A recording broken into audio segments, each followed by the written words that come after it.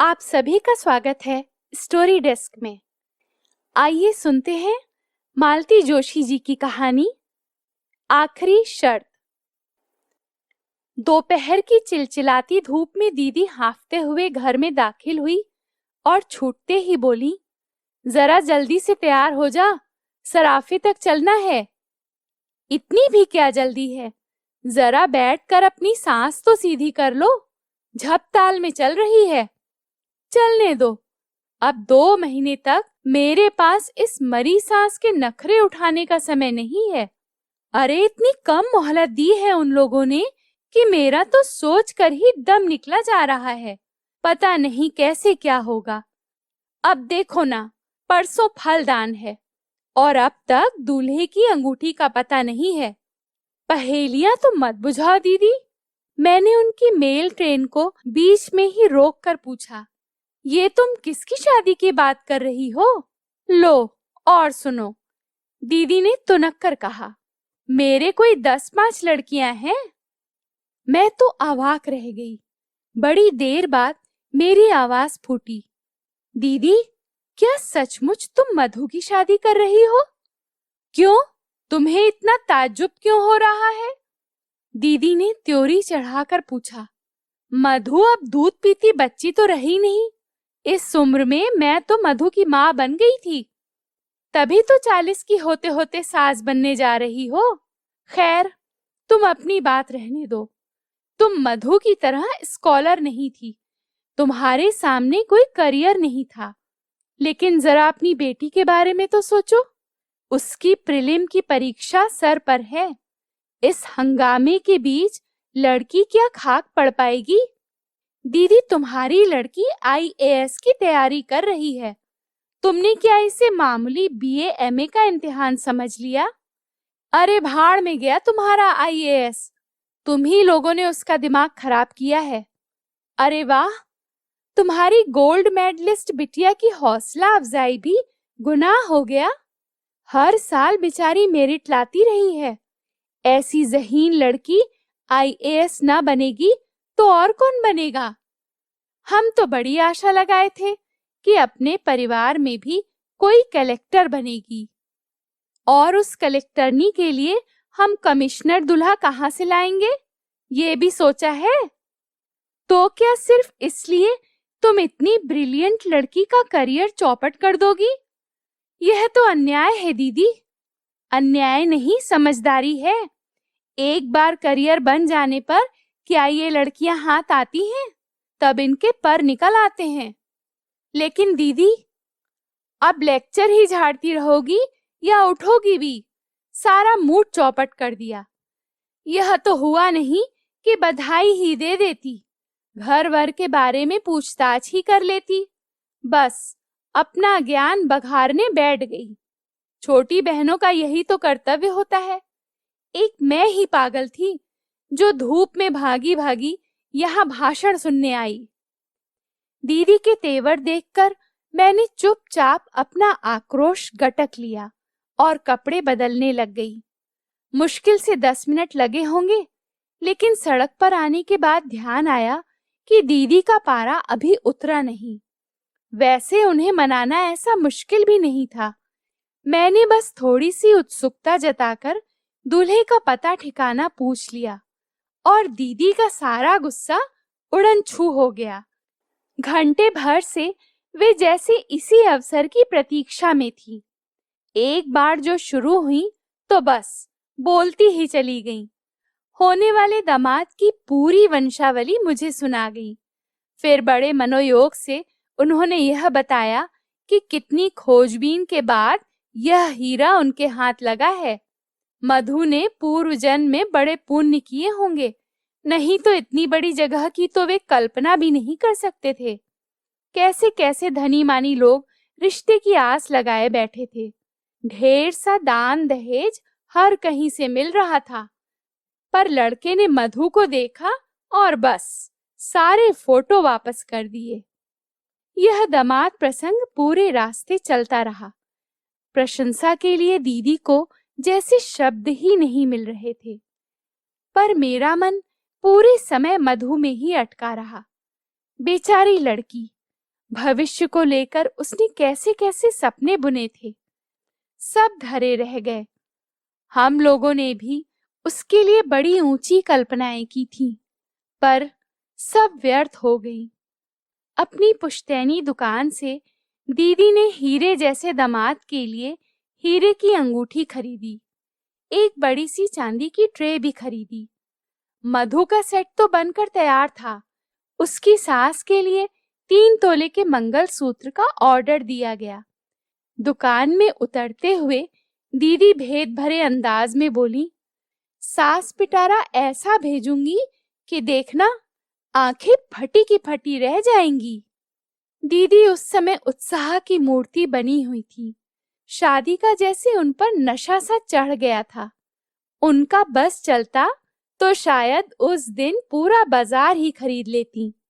जब पर्स में सिर्फ किराए के लायक पैसे बचे रहे, तभी उन्होंने अपनी खरीदारी बंद की। इतनी जोखिम के साथ उन्हें घर अकेले भेजने का साहस नहीं हुआ।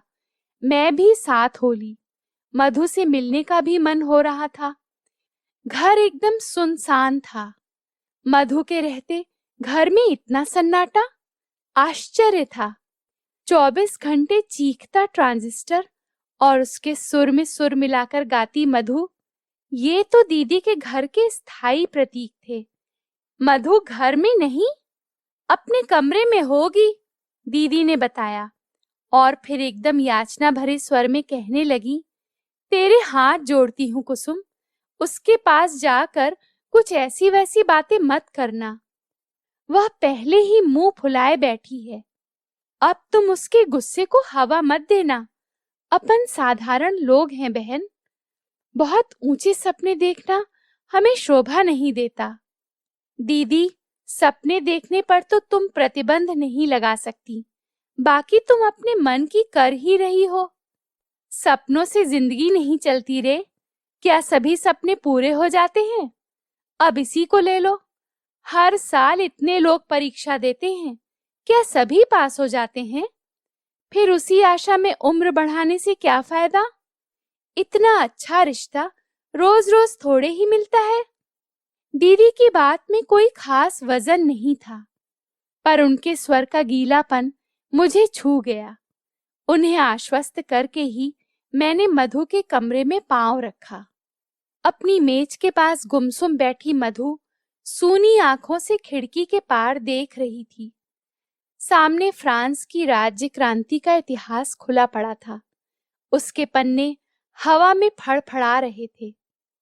हेलो हनी, मैंने उसे बाहों में भरकर कहा। तुम तो बड़ी छुपी रुस्तम निकली। चुपके चुपके सब तय कर डाला, हमें हवा भी न लगने दी। उत्तर में मधु ने 2 बूंद आंसू टपका दिए। बस। धत पगली, ऐसे रोते हैं कहीं? मैंने उसे पुचकारते हुए कहा, पर मन जाने कैसा हो आया। दीदी, मधु तो रो रही है, मैंने दीदी के पास बैठते हुए कहा। शादी की बात सुनकर सभी लड़कियां रोती हैं। दीदी ने निर्लिप्त भाव मुझे चाय का कप पकड़ा दिया। तुम भी रोई थी और हम भी रोए थे। तुम क्यों रोई थी, याद है दीदी? कॉलेज जाने का तुम्हारा अरमान मन में रह गया था। अम्मा बाबूजी ने कहा था कि तुम्हें बीए करा देंगे, तो हम लड़का कहाँ से लाएंगे? आज वही अन्याय तुम अपनी बिटिया के साथ कर रही हो। पीढ़ियां बदल गईं, पर हमारी मान्यताएं वही की वही हैं। हम उन्हें अम्मा बाबूजी कहते थे, बच्चे हमें मम्मी पापा कहते हैं। बस इतना ही फर्क आया है, बाकी सब तो वैसा का वैसा ही है। वैसा का वैसा कहाँ है? मेरी लड़की डबल एमए है। मैंने जो सहा है उसका 10वां हिस्सा भी मैंने उसके हिस्से में नहीं आने दिया। और फिर जैसे अतीत में खोते हुए बोली, उस समय मैं क्यों रोई थी जानती हो? सगाई के बाद मेरा गाना बजाना छुड़वा दिया गया था। मेरी सास इसके लिए खास हिदायत देकर गई थी। जब तक वह जीती रही, मुझे कभी गुनगुनाने भी न दिया गया। अब तो खैर मेरी आवाज ही मर गई। इसीलिए मैंने मधु को कभी नहीं टोका। उसकी दादी गालियां निकालती रही। पापा तो हमेशा ही बरसते रहे, पर मैं हमेशा उसका बचाव करती रही। मेरा गला घोंट दिया, कोई बात नहीं, पर लड़की पर यह अन्याय नहीं होने दूंगी। मैंने तो मधु की सास से साफ साफ कह दिया है।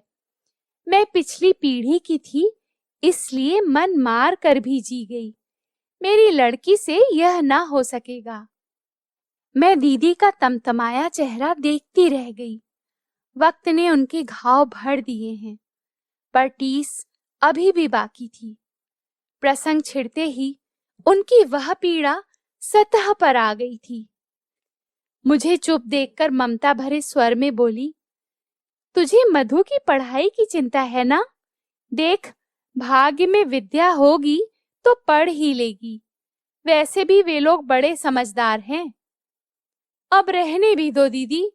शादी के बाद पढ़ना क्या होता है, मुझसे पूछो। सारा घर जैसे आप पर पहरा देता है, एहसान जताता है, और अगर बदकिस्मती से कहीं फेल हो गए तो बस सारी जिंदगी ताने सुनते ही बीतती है। दीदी के घर से लौटते हुए मन बेहद उदास था। उनकी मौन व्यथा का एकाएक साक्षात्कार हो जाने से मैं चौंक गई थी। अनजाने ही मेरे अपने भी कुछ घाव हरे हो गए थे, और इन सबसे ऊपर था मधु का आंसू भीगा चेहरा, जो किसी तरह आंखों से हटता ही ना था। सच, अगर हमें अपने बच्चों के पंख कुतरने ही होते हैं, तो पहले हम उन्हें आकांक्षाओं का आकाश देते ही क्यों हैं? घर में प्रवेश करते हुए डर रही थी कि सबके मुंह फूले हुए मिलेंगे। पड़ोस से चाबी लेकर खोलना न बच्चों को अच्छा लगता है, न उनके पापा को। सबके स्वागत में मेरा दरवाजे पर मिलना जैसे जरूरी है। लेकिन घर में मौसम खुशगवार था। वातावरण से प्रसन्नता की महक आ रही थी।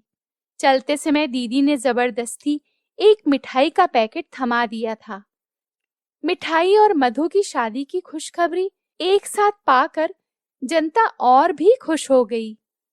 आश्चर्य तो तब हुआ जब श्रीमान जी भी मेरे सामने काजू की बर्फी का डब्बा खोलकर खड़े हो गए। लो श्रीमती जी, तुम भी हमारी तरफ से मुंह मीठा करो। तुम्हारी बिटिया भी झंडे गाड़ कर आई है। अच्छा? मैंने खुशी से डगमगाते हुए पूछा, क्या हुआ? Oh mummy, I am so happy today. मेरी छोटी कन्या मेरे गले से झूल गई। अरे पहले मुझे बताओ तो, तुम्हारी बिटिया को मद्रास कला केंद्र की स्कॉलरशिप मिली है। किस लिए? भरतनाट्यम के, क्या कहते हैं उसे? हाँ, गहन प्रशिक्षण के लिए। Extensive study in Bharatanatyam. अब हमारी लाडो 3 साल तक मद्रास में रहकर बड़े बड़े महारथियों से प्रशिक्षण प्राप्त करेगी। ओ मम्मा, आई एम सो हैप्पी। शीतल फिर एक बार मुझसे झूलने को थी कि मैंने उसे सख्ती से अलग किया और उसी सख्त लहजे में उसके पिता से पूछा, 3 साल तक मद्रास में रहेगी और इसकी पढ़ाई का क्या होगा? अरे भाई, पढ़ने के लिए ही तो जा रही है। बताया ना कि गहन प्रशिक्षण के लिए जा रही है। अरे वाह, यह कोई पढ़ाई है? अच्छा भला तो नाच लेती है, अब और प्रशिक्षण लेकर क्या करेगी? बीए एमए करके ही कोई क्या कर लेता है? जरा इस बात पर तो गौर करो कि 810 लोगों ने फॉर्म भरे थे, उनमें से केवल 10 को चुना गया है, और उन 10 भाग्यशाली लोगों में तुम्हारी बिटिया भी है। कब भरे गए थे फॉर्म? किससे पूछकर भरे गए थे? आवेश से मेरा गला ही रुंध गया। इतना एक्साइट क्यों हो रही हो? इतना बड़ा कदम क्या वह अपने मन से उठाएगी? मैंने भरवाया था और शायद तुम्हें बताया भी था। गलत, मुझे बताया होता तो मैं कभी हाँ ना करती। मैंने तो इसे डॉक्टर बनाने का सपना देखा था। छी, मैं नहीं बनूंगी डॉक्टर। मुझे वह चीर फाड़ जरा भी अच्छी नहीं लगती। शीतल ने ऐसे मुंह बनाया जैसे उसे उबकाई आ रही हो। तुम्हें तो बस पैरों में घुंघरू बांधकर मटकना अच्छा लगता है। मैंने उससे भी बुरा मुंह बनाकर कहा। यह अच्छी जबरदस्ती है। शीतल के पिता सहायता के लिए दौड़ पड़े। अगर उसकी दिलचस्पी मेडिकल प्रोफेशन में नहीं है तो ना सही, दुनिया में और भी तो विद्याएं हैं कि बस नाचना ही रह गया है। पर मम्मा, इसमें बुराई क्या है? देखो, वे गंभीर होकर बोले, बच्चों पर अपनी पसंद नापसंद लादने के दिन अब लद गए। अब हमें उनकी रुचि का भी ध्यान रखना चाहिए। और कैसे ध्यान रखा जाता है? मैंने चिढ़कर कहा। इसके लिए हमने ट्यूटर रखे, महंगी पोशाकें सिलवाईं, रियाज के लिए टेप रिकॉर्डर भी खरीदा। बच्चों के शौक के लिए हम कब पीछे हटे हैं, बल्कि अपनी हैसियत से कुछ ज्यादा ही करते रहे हैं। पर इसका मतलब यह थोड़े ही है कि सब कुछ छोड़कर उसी में जुट जाओ, रुपया भी फूंको और साल भी बिगाड़ो। देखो, शौक अपनी जगह है, कैरियर अपनी जगह। डांस सिर्फ शीतल का शौक या हॉबी नहीं है कुसुम, वह इसे अपना करियर बनाना चाहती है। वाह, क्या बात है। कल को उसकी शादी भी करनी है कि नहीं? यह शादी के बाद बीच में कहां से ले आई? क्यों, कुछ गलत कहा मैंने? कल को लड़के वाले पूछेंगे तो अपने पास कुछ जवाब तो होना चाहिए कि नहीं, कि यही कह देंगे कि साहब लड़की पढ़ी लिखी है, बस नाचना जानती है। वह क्या कहते हैं, गहन प्रशिक्षण प्राप्त है। बहुत अच्छा लगेगा ना यह कहते हुए? कम से कम मुझे तो बुरा नहीं लगेगा। और इस बात को सुनने के बाद कितने लड़के शादी के लिए तैयार होंगे? तुम्हें संदेह क्यों हो रहा है? इसलिए कि मैं हिंदुस्तानी लड़कों की मनोवृत्ति को आपसे ज्यादा समझती हूँ। मैं जानती हूँ कि अपने को अत्याधुनिक कहने वाले लड़के भी पत्नी को स्टेज पर नाचते नहीं देख सकते। कला की प्रशंसा करना एक बात है, कलाकार से शादी करना एकदम दूसरी। शादी शादी शादी, शीतल एकदम चीख पड़ी। बंद करो मम्मा, बोर हो गई हूं मैं तो। क्या लड़की के करियर की यही एक आखिरी शर्त है, शादी? ओ गॉड, हाँ, यही आखिरी और अनिवार्य शर्त है, मैंने कहा और दोनों हाथों से अपना चेहरा ढांप लिया। मेरी प्रगतिशीलता का नकाब किसी ने फाड़कर फेंक दिया और मुझे अब अपने चेहरे पर शर्म आ रही थी। अभी आप सुन रहे थे मालती जोशी जी की लिखी कहानी आखिरी शर्त। दोस्तों, मैं आपसे रिक्वेस्ट करती हूँ कि आपको कहानियां पसंद आ रही हो तो प्लीज इसे लाइक करिए और चैनल पर नए हैं तो इसे सब्सक्राइब कीजिए। और हाँ, बेल आइकन दबाना ना भूलिएगा ताकि आगे आने वाली अन्य कहानियां आप तक सबसे पहले पहुंचे। स्टोरी डेस्क में यूं ही अपना प्यारा सा साथ बनाए रखिएगा। धन्यवाद। आपका दिन शुभ हो।